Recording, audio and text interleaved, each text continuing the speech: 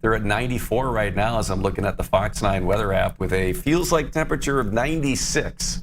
If they hit 100, it's going to be the first time in just over 100 years when that happens. So let's bring in Sarah Smith with the International Falls Area Chamber of Commerce, who has been waiting outside for us to get to her here. Looks like you're glistening a little bit. It looks warm. It is really, really windy right now. It's like a blast furnace outside, which it's a far cry from what we had in the end of January. We had negative 48, so we're at about 150-degree difference between the end of January and today. Isn't that crazy when you really think about that math and what that is? The conditions there, that wind, is that helping or hurting? Is that, you think usually wind helps cool you down, but it sounds like today it might be heating you up. Yeah, so unfortunately the wind, it doesn't help with any kind of wildfires, and we've had several break out in the area. So we have local fire department and volunteer firefighters heading out to some of the rural areas where there are some smaller wildfires that have broken out. But it feels good if you're on the lake. Yeah, if you're on the lake. In International Falls, what is the distance between you and where some of the closest wildfires are? So I'm going to turn the camera around really quick so you can kind of see how windy it is. Yeah. So right now we've got some smaller wildfires out, I would say probably 15 miles south of town in Ray. It's between International Falls and Captogama on Highway 53. So there are some out there. And then, of course, beyond that, your Boundary Waters area that people get called out to as well. But it feels like a blast furnace because it's so windy and it's ridiculously hot. How, and let's put this into perspective. I mean, International Falls is obviously, right at or near the Canadian border.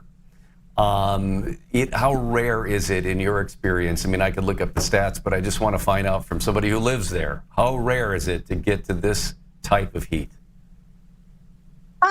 We have some days every summer where it's pretty hot, but never in my lifetime while I feel 100 years old from, time to time. I don't remember it being this steamy in the last several years. But I mean, honestly, like hot is hot and cold is cold. So it's all kind of the same after a while. But this one is an exception. And I'm glad I don't have to be outside all day today.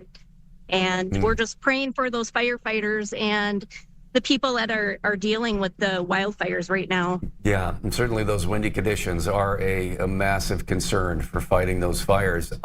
Is it possible that you're going to hit that 100-degree mark today? I mean, what are you hearing from the weather experts in your area?